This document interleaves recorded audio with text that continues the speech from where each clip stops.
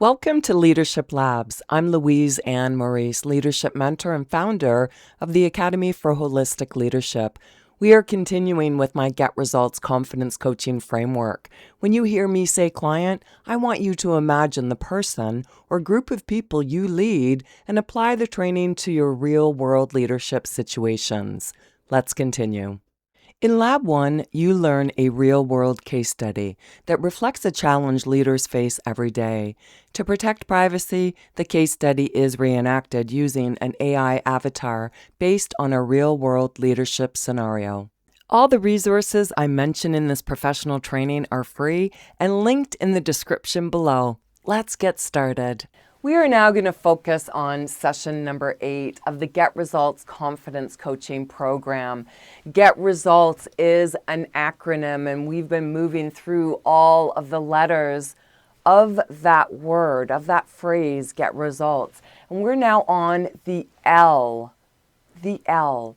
And as we continue on, I'll be sharing with you what that means, especially in your coach preparation. But you're going to understand more about people, and you're an important person too. And hopefully as you've been moving through, you've been expanding your views and making those subtle adjustments and understanding more about yourself.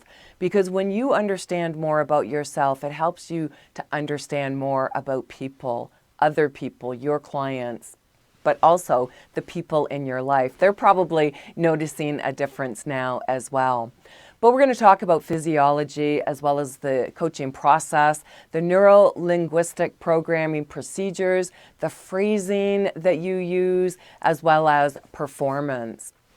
But our next sample client, this is client number 8. You've been hired by a company, you go in there and you're meeting with a variety of people that are different genders, even different connections to those genders, and different ages, different places in their life, different people. And that's where understanding the subtle differences of people, that's what I've been sharing with you. And as we continue on, I want you to listen to our client. I want you to decide, what does our client think about herself? Because the thoughts that people have about themselves are indicative of what their internal map of reality is. What they think of themselves really does get broadcast out to the world. Yet, when they're talking, they're not understanding that. They're not even aware of that. And that's where you as a coach, as that non-judgmental observer, you're able to be that mirror and reflect back to them what their thoughts are. By the questions that you ask them, it helps pull out of them responses. And then they can think, okay. All right. But all you have to do right now is listen to her thoughts. Decide, okay, what does she think about herself? Let's listen in.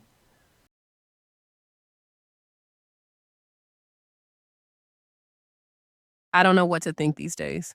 There's so much change happening in the office, and honestly, I can already see where it's going. Robots don't age. Robots don't have the issues that come with getting older. And let's face it, I do. Sometimes I feel like no one really likes me anyway. So why bother? Why even try? That's just how I've been feeling lately. And of course, my work suffers. How could it not? There's chaos everywhere. Everyone's anxious. Even the younger ones are anxious. So it's not just me. But at least the younger ones, they're liked. They're easier to manage. They can be manipulated a bit more. With us older ones, not so much. Not so much at all. So we'll see what happens. I guess time will tell.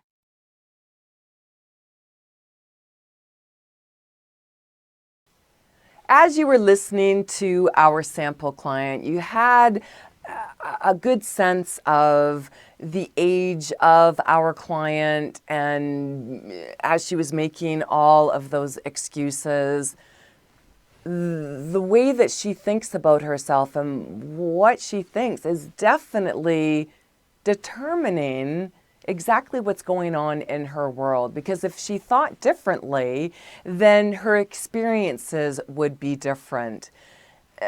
So what's happened? Well, she thinks she's going to be let go. But what she thinks of herself, were you able to determine that? Yeah, she thinks that no one likes her. And that becomes a self-fulfilling prophecy. The thoughts that people have determine the language that they use, and it becomes a self-fulfilling prophecy. She is thinking exactly what is going to happen, and that just confirms the inner belief that she has of herself. And that's where all of the connections start to happen, because if you don't understand people, then you can't guide them past these thoughts that are blocking them. Yet, what happens with people that have thoughts like that is they just get grooved in the brain, and thought after thought after thought just determines the path that they're going to take in life. And she takes herself with her wherever she goes. So this might be a job that she's had for a very long time, but if she is let go, then she will go to another organization and those same thoughts will follow her there, regardless of where she shows up. Her thoughts are determining exactly what she is seeing in her world. So until those thoughts change, nothing else is going to change. And that's the problem. And when you're able to guide people to awareness of exactly what they're thinking and how that thinking is blocking them, that's when you are successful as a confidence coach. Because if she has that thought that no one likes her, then that's not a lot of confidence. Confident people don't care if other people like them or not. They just know that they are a likable person, and they realize that there are going to be people out there that are either going to resonate with them or not resonate with them, and they're perfectly fine with that. They are not going to spend all of their time and energy worrying what other people think of them, because they think that they are great.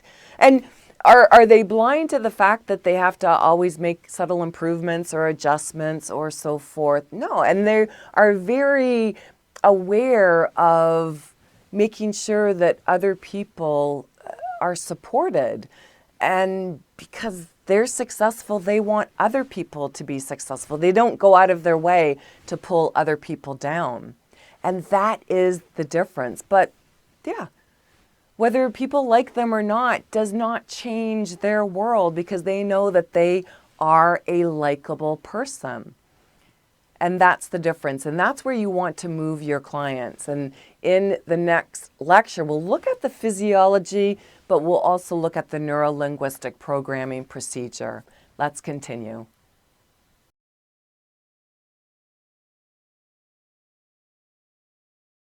As we've been moving through each of the sessions of this program, I've been sharing with you physiology, the insight, and you're understanding how it's important, the brain and the central nervous system, and how it's all connected. And the brain helps us to stay safe. And what it was programmed with, that becomes locked in the memory. That's the homeostasis. That is normal. That programming that was learned very early on. And yes, there are subtle adjustments that are made. The brain becomes fully formed by the time someone turns 25. So basically from birth to age 25, there's lots of changes that can happen. But really birth to age 7, that's the programming. Well, now with neurogenesis, we know that the brain is adaptable and it can change and it can grow and it can evolve. but it has to be a process where there is intention for that and commitment. So if that's not happening, what's been grooved in the brain and then it keeps getting confirmed, that just makes those paths wider and wider. So for our sample client, if she thinks that no one likes her, then she is going to act and behave in ways to confirm that no one likes her. Because if she goes against that thought, which really is the inner belief that she has, if she goes against that thought, then there's going to be incongruency. Oh, that's where that cognitive dissonance comes in. It's like, oh, okay, well, no.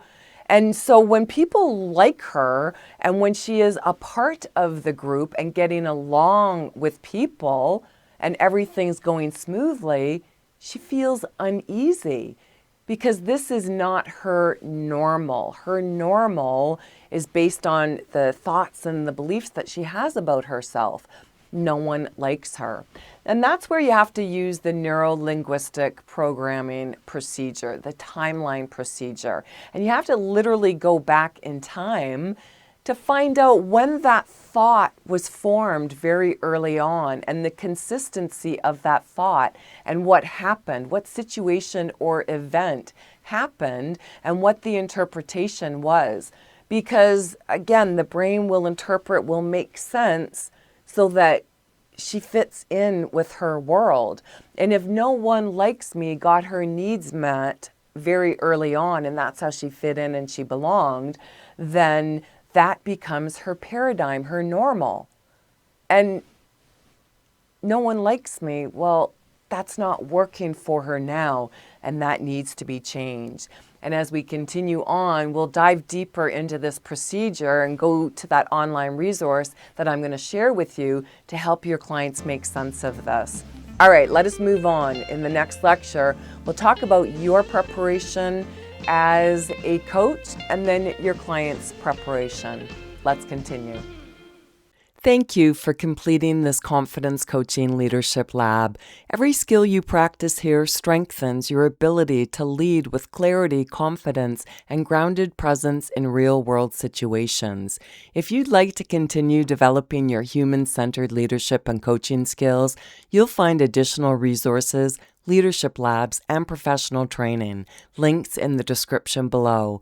I appreciate you being here and investing in your growth as a leader.